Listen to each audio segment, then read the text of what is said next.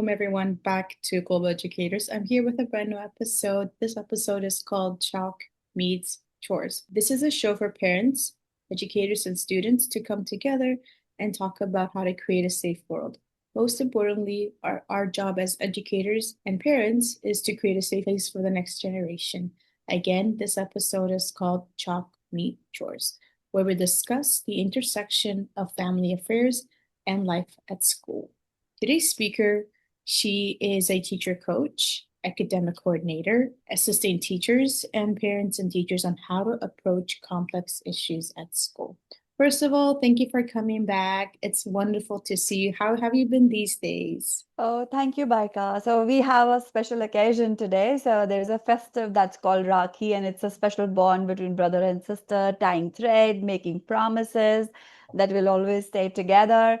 It's like a kind of a whole family affair. And then we have henna in our hand, That's so enjoying the beautiful. occasion. That's so beautiful. Thank you for so much for taking your time to come on our show to talk about how you create a medium, an intersection between parents and teachers. And you're the actual example, walking example of creating an intersection. Again, she's an academic coordinator, teacher coach, and an educator. Let's talk about education. Who motivated you to become an educator? The roots that we have, they're like back to the village, and we were the privileged one to come to the city and have that privilege of going into a private school. So maybe every time going back rather than playing, I always found myself to be in the school. And then later there is this one person that I always saw that space being created for the children, because I myself as a child, I never got that space of having a good educator who could listen to me. So I think there were a lot many things, but I really love my job actually. As a teacher coach, how do you help and assist teachers? Okay, as a teacher coach, so it's not like a coach something. So it's always like giving that space, giving that listening ear. It's not important to have solution for everything, because this journey is yours. There is nothing that we can say is wrong. Maybe the way you are doing it, it's your own way of doing it. The only thing I can do is that just help you with venting out, just help you with the things that you can't see, just probing, and this is what my role is. Just like student, teachers also require someone that they can vent things out, they can talk. Sometimes they're overwhelmed emotionally, and sometimes they have everything in place, and yet they are just not able to figure out this. That is the space that is where a teacher coach comes in place. I love that. I love how you say everyone has their own way and there's nothing really right or wrong about it. I love your method. What are some common challenges that teachers face? Common challenges. The first thing is like their relationship building, and the second is the emotional trauma or their own baggage that they carry. So if they come with their own baggage, they are overwhelmed. And the relationship comes if you are a teacher by choice or by chance. If you are by choice, you really work hard. If you're by chance, you're like, okay, I'm here, that's my job, and I need to do it. So it gets difficult. Let's talk about your academic coordinator role. What is your main role in the school that you work in? I think it's like a policeman. So for teachers, I'm like a policeman who's walking in the corridors, gonna come to the classroom anytime. But actually, it is more of like, so we are PBL based school, project based, so more of experiential. So every time we have a habit of, when we can't give experience, getting back to that comfort one, just rote learning. So that is where my role comes in, that whether the curriculum that we are following, is it being the methodology or the pedagogy being followed is experiential or not, or if there are any gaps, then of course understanding the problems that the teachers are coming across, or maybe with their lesson planning, that's where they sit and they talk. So I don't play that role of policeman, but yeah, I am there, so they do come up. Okay, ma'am, this time is my fault. All right. Best part is that you can't say anything wrong over here. That, like I said, everyone has their own way of teaching. Maybe it's just that the vision should be clear, and what is the outcome should be clear that you want for what you are entering in the classroom. Right. You talked about how you like to sit and talk with your teachers. Is it similar to a circle time? So when I do try and bring out that space where everyone can sit, and that's we call congenial, where they have every time something or the other as an activity that they bring and people connect, they talk about. So that's a place where it is non-judgmental. But then there is also a place once I've been to the class and when I come out, then that's a briefing of what happened, what went well, what we could have done better. So these are like two different things. But yeah, circle time is there, and that's the most fun part that everyone looks forward to connect with. Even when someone observes my class, I'm also guilty of this. Sometimes we become defensive. Do you, would you have any tips? Do you have any tips? So I guess everyone goes through that grind of Yeah. becoming, hey, I was doing Like, oh, you don't fine. understand my perspective, or like, you go in the classroom and do what I'm doing, or like, this student is this. So I think it's easy for us to become defensive and not Uh-huh. understand that you're actually trying to help us. So, what would your advice be for someone who might feel, have their guard up or might feel defensive? At that time, it's very important to sit down and understand. So that is where your values and beliefs also play the role. So maybe there are times when you get into an argument is because you are going with a different value and different mindset versus to what a person is. So maybe like I'm someone who's with a very open mindset and I'm okay talking to children with everything. But maybe the other person who's entering wants a little distance. They want a little discipline. And so that is where we need to come cordial first and understand the perspective and then come to the real thing there where the listening part comes. And of course, appreciation is the key. You have to first tell them that the moment you're going to ask them now, okay, what do you think that what went well? They'll start listing down what went wrong. They'll not acknowledge themselves. Ki, oh, I've been doing this. This was good in my class, or some aha moments were there. So the moment you connect with the aha moments, they get on to the listening part when you start debriefing and start coming towards where you want to take them. If it's okay, would you love to share a recent story or an example of how you helped a teacher? Maybe they were defensive at the beginning and then they came back to you and told you, oh, Okay. your advice is really helpful. Thank you for your debrief. So on 15th of August, it's our Independence Day celebration in the school. Each teacher have the responsibility of having their class present everything.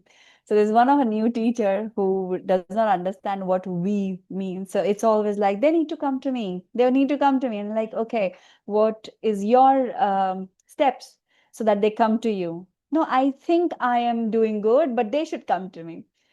So we sat down and we had a good conversation, and I wanted to understand what is going on. So the only thing what I understood was she had a little apprehension to ask for help. And when I asked why, it was because of her previous experience. Because when you ask for help, it means you're weak.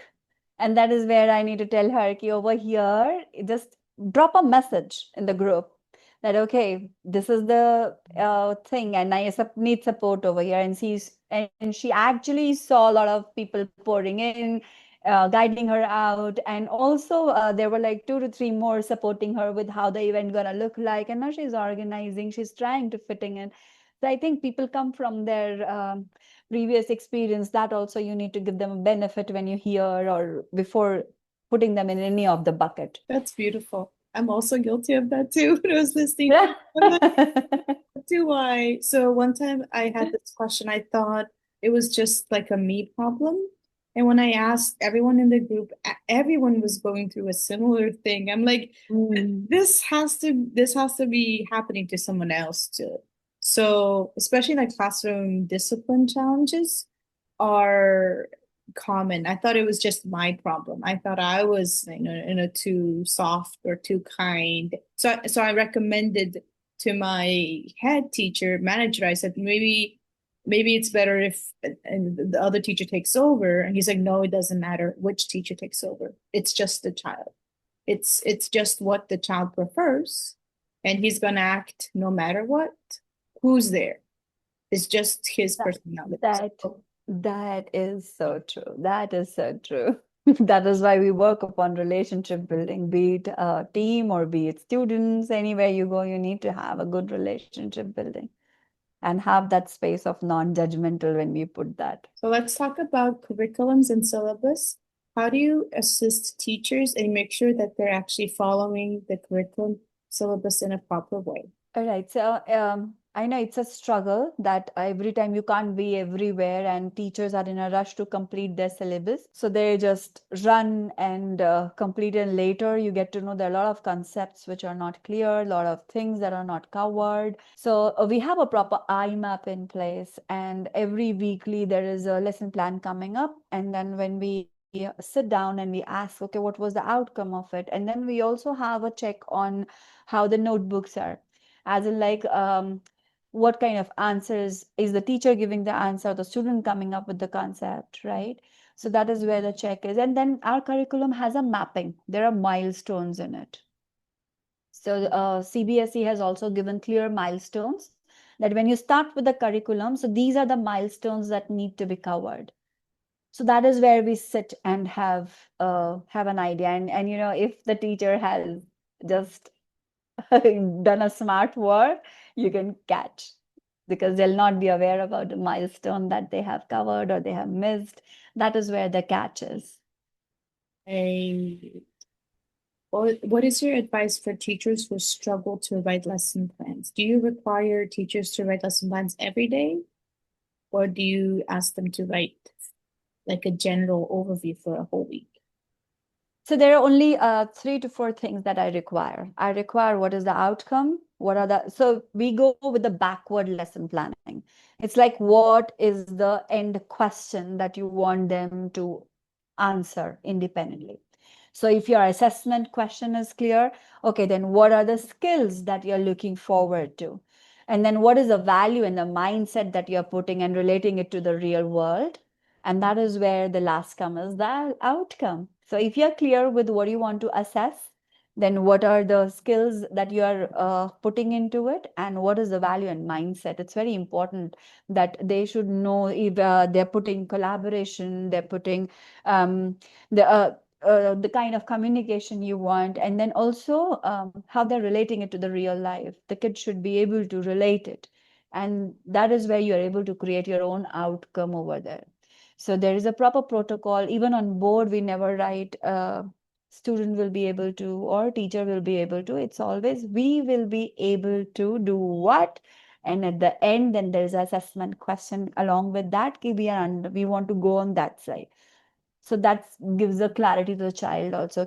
So my what is going on in the classroom going to move towards that final assessment. So this also gives the onus to the child whether he has understood the concept or not, and a clarity to teacher also. So when you ask question, you have a clarity. If the assessment questions are not aligned to the outcome, you get to know whether it's planned correctly or not. Else I recommend them to have a unit plan where there should be a monthly goal for the teacher, right? What is my vision? What is my RC goal? What is my numeracy goal? And then the days and the week are divided into those objectives that by this week I'll be able to achieve this much with, and then there is a reflection sheet also. I prefer that is a better thing rather than every day. And but yeah, moving inside the classroom, you should be aware what is exactly that you're targeting. That should be there. You don't give me, it's okay. But if I enter the classroom, I should be aware, okay, this is whether the board protocol should be clear. It gives a clear idea what is happening in the class. Your objective is written and the assessment question is there. What is there for the independent practice? You get to know what is happening in the class, at least a little bit of it. It's not vague. Right. How do you keep parents informed of their child's progress? Okay, so we have an app over here, Cloud9 app, that's it. So every day, whatever is happening in the class with every subject, it is going to the parent, whether it's in the classroom or there is a home connection, it is being sent to them. And then if there is any major concern, they send us. So usually we don't prefer giving homework. So everything is done in the school. There is no home connection. Home connection will be just like sitting with the family, having those research work or maybe some questionnaire. That's what we prefer. We do push the teacher, but at the end, somewhere, yeah, they end up giving a lot of homework also. That is where we need to stop them. But basically, it's is sending every day what is happening in the class, exactly what topic, how, and then the home connection. So they have that log entry with them. Oh, that sounds like a very nice method. That's cool. What? I ask my teacher to over communicate the parent. It's always better to over communicate. Yes, yes, yes. That's what I was gonna ask. Like, what do, even if you're providing all of this, do Hmm. parents still demand for more? Yeah, yeah. So they have a habit of dropping a message on the app itself. So we don't share teacher's number. We don't share contact details. It's through the app only they can have, and then there is like they have to wait for 24 hours for the teacher to get back to them. Either she calls them or she replies back on the app. Has there ever been a time that parents have complained that they don't have any homework, or are they happy with? Oh, don't ask. They are like always after, why are you not sending the books at home? We want a regular homework. And like we don't have that policy. It will go weekly or whatever the subject is only then. And then there are some parents, you have a policy. Why are you sending us the homework? We don't want the homework. So they're like both. So we have to stick to our policy. We do recommend teachers rather than giving all the subjects, divide your days. So math is something that has to go with one or two questions regularly. And others can be like, okay, 2 days, one subject, then next 2 days. And weekends are usually we send all the books back home so that parents can have a look of what is happening. So this is basically till grade two. All the books are kept in the school notebooks. We don't send them back during the week. It's only on the weekends. But from grade five onwards, there are homework after every 2 days or 3 days, and children are allowed if they want to take their books and notebooks back home, they can, or they have a locker to keep it. But for the senior grades, right from sixth onwards, they have a proper homework. They need to do that because they don't have that practice. At the end they have to appear in the proper board exam. That's where their future comes over. So from there we are like, okay, take homework, do it every day.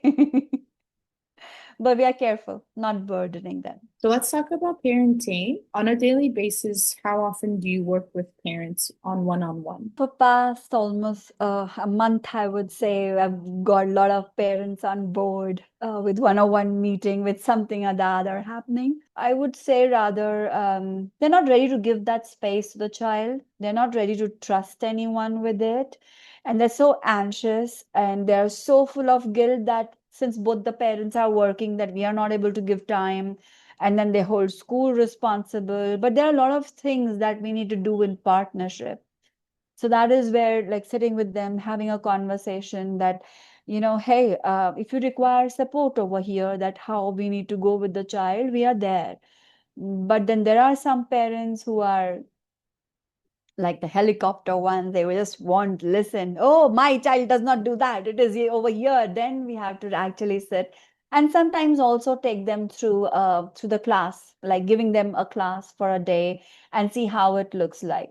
But then there are also parents who gonna come up, will actually they're the most beautiful parents who just come up and they are so careful while talking.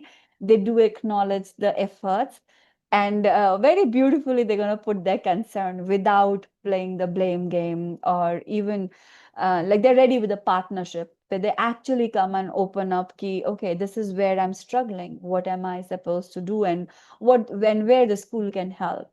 So these are various ways that we connect with parents. And yeah, sometimes it gets difficult to deal with them when they are not ready to listen, when they're not ready to accept that these things happen or my child is learning and they're not ready to. So there you need to give them a big evidences because social media is playing a crucial role nowadays. Which age demographic would you say is more challenging to work with? Young, like teenagers, or adults? It's like a wicked problem. I would say that, you go to one puzzle piece, then the other puzzle does not fit in. You need to work around that. So I call it a wicked problem.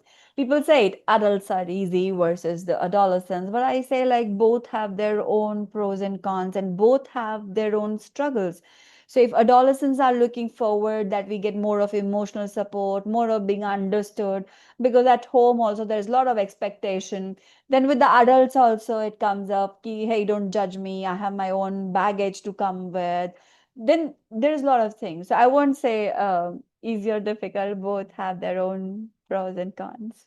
Nice answer. How do you handle conflicts between parents and teachers? So it's very important. It should be fact-based. It should be evidence-based. And sometimes they come just with a prior impression. And that is where I need to stop the teachers also, because teachers also sometimes like, ah, that's a fussy parent. Hey, what do you mean by a fussy parent? You give them an answer, right? You need to be fact-driven. And similarly, the parents also come up with the prior impression that the teacher is strict or the teacher is getting biased. That is where we sit down and we get on to facts. That becomes easier. That builds a path. And where it is required that as a educator you have to apologize, please go ahead. And where it is not required, so I really stand very strongly in front of my teachers. I don't let the parents come and disrespect them. At the end, we are educators. I can't allow them. But yeah, facts is very important. If it's our fault, you need to say sorry anyhow. There's no harm. That is how we do. And the most beautiful part is the moment you accept, they also mellow down. Things work. That is how you build relationship. That's beautiful. I like that. How do you think parenting styles have changed when you compare to when you were younger versus now and these days? Oh, when we were younger, so our parents used to go to school and tell them, "Oh, you just give her punishment, do whatever, but make her study. I will not say anything." And they never used to come to my PTMs. I used to beg them, "We come once," and every time coming, she's naughty. We know.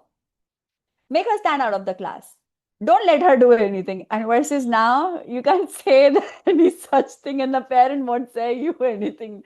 So you have to be careful with what you are putting. And then also, so there is a lot of social media exposure. So the kind of questions that come in with the kind of behavior that we are experiencing, it's like part of.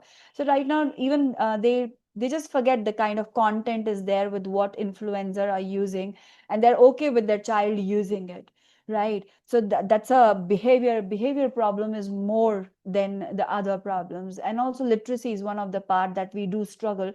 COVID has given us a good hit that even today also we struggle with the literacy part, with the basic numeracy and the literacy of the child. It is not according to the grade level. So that also we need to take care of.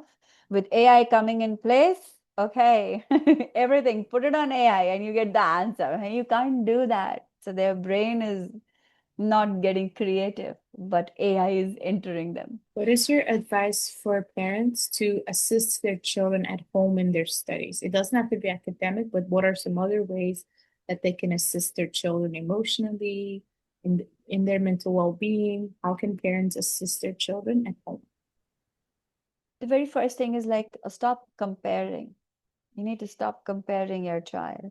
And the second thing is take out time. Have one time meal together, be it dinner or your breakfast, whatever you feel.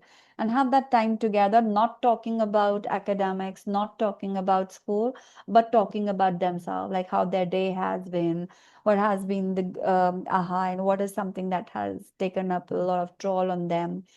Parents sometimes forget to share all those things. The child connects really well, and that is where the child also open up sharing. Okay, okay, and if there is some gap that is coming up, that gets bridged because he gets to know, okay, this is what even my parents are struggling with. It's not that they don't want to give me time.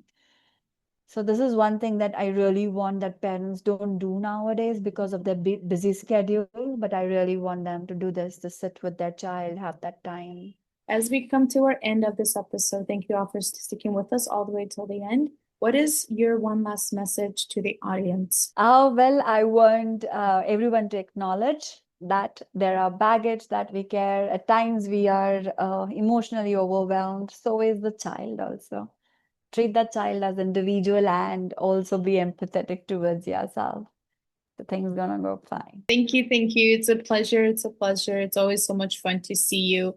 I hope to get to record again a second episode with you. Thank you all for listening. I And really look bye. forward. Goodbye Bye to bye. our next Thank you. episode. Goodbye.